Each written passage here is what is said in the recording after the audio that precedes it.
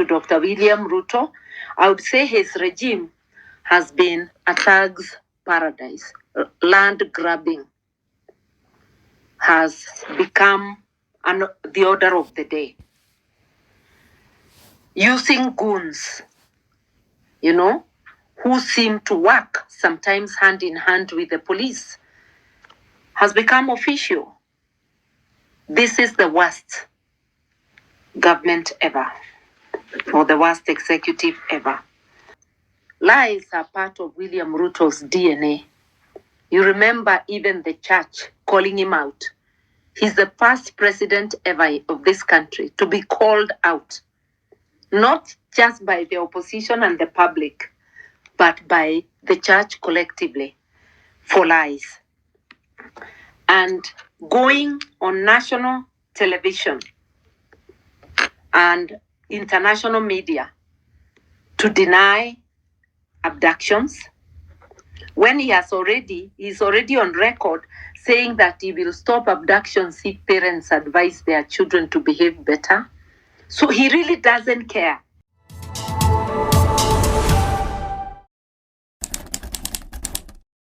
Thank you, Karibu, Honorable Martha Karua. And you have clearly put it. You have said our crisis is fundamentally a governance and a leadership failure, which I agree with you 100%, and a trust deficit. And you talked about official corruption, runaway theft, collapsing services in healthcare, education. In your view, where is exactly the system breaking? Who must be held directly accountable for this failure? And secondly, if corruption is now institutionalized, so do we still have an independent referee, or are our courts and parliament already captured? What real pathway exists to restore public confidence and build a functioning state? I would say the highest responsibility goes to the holder of the highest office, because that is the team leader of all branches of government. Well, technically speaking, is the first among equals. And also the blame goes to all three institutions that make government: the executive, of which the president is the head, because he is not expected to work alone. He's expected to be supported by his cabinet, and with them they are called the executive. So blame goes to all of them. They bear collective responsibility. Blame goes to parliament and to the judiciary. I will say that the judiciary, I'll be kinder to them than the other two institutions, because there are sections of the judiciary that deliver.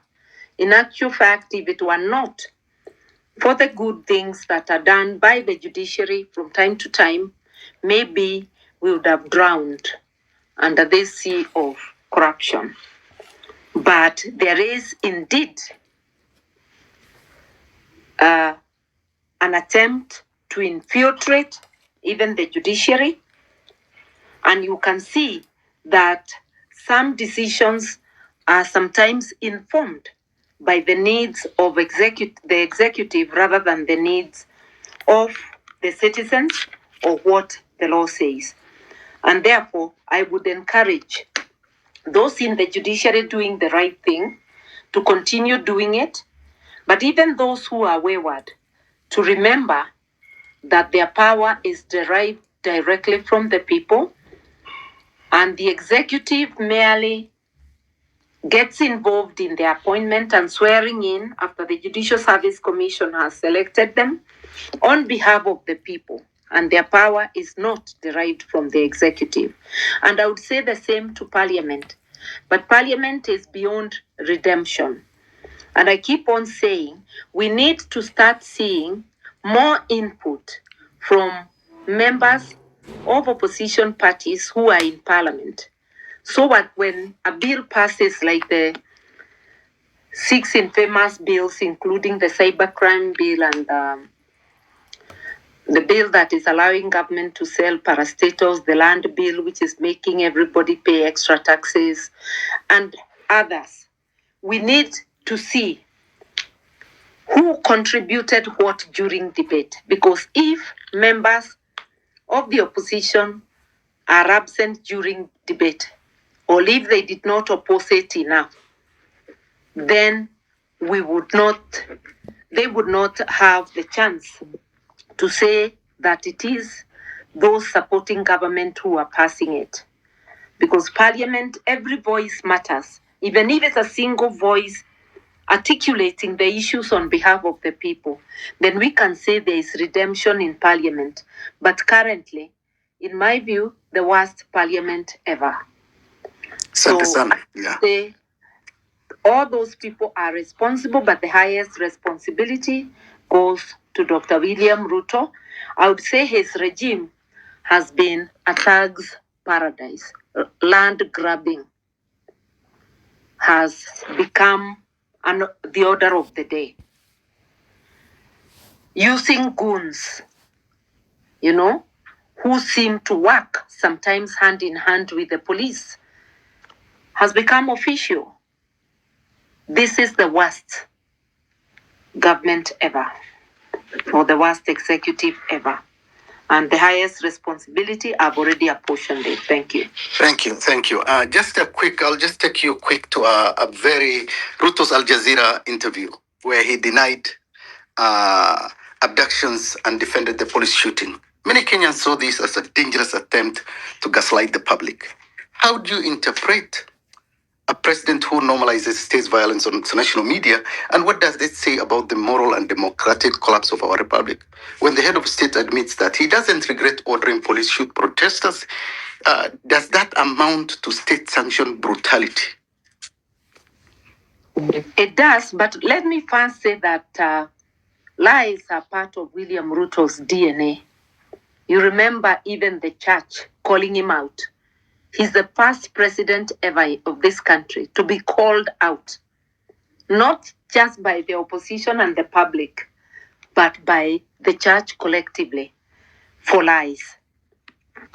And going on national television and international media to deny abductions, when he's already on record saying that he will stop abductions if parents advise their children to behave better. So he really doesn't care.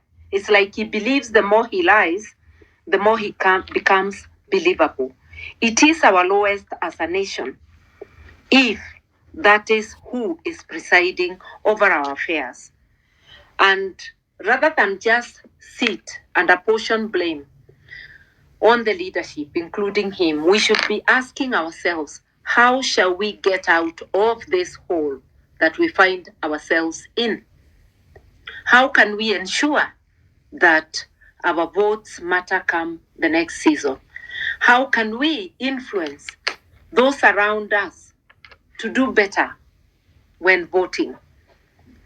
That is not to say that we are saints because we are in the opposition. What we are saying, hold everybody to account, scrutinize everybody who wants a public office, from your MCA to your governor, because the two make the county government and it matters to you. Some of the services, day-to-day services, health, infrastructure, water, all those are to the county, even agriculture. So if you're not electing good people at the county, even if you elect a good president, they will never come and work at your county. You will still have problems in service delivery. You then must elect good members of parliament, 3 in number: the constituency MP, the women rep, and the senator. Those are your watchdogs at the national level. Whereas your member of county assembly is the watchdog at the county level. Then the icing on the cake is to elect a good president.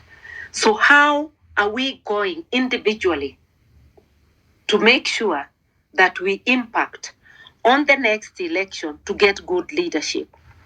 How shall we impact on having integrity of the electoral system? Beginning now when voters are being registered, to when they are hiring the clerks, to when we are voting. What messages are we going to give those over whom we have influence, about the relationship between money and politics, whether having money equals to leadership or qualifications of being elected, whether donations should get somebody a position of power. I think the discussion should not just be about what is missing in today's leadership. It should be what we want to do about the leadership to come. Exactly. Our constitution gives us the power as the people. It is being disregarded. How can we turn that around? How can we ensure that we have a government that is law-abiding, that has respect for citizens and for what belongs to us collectively? Because anybody who respects Kenyans will respect their resources, human and otherwise.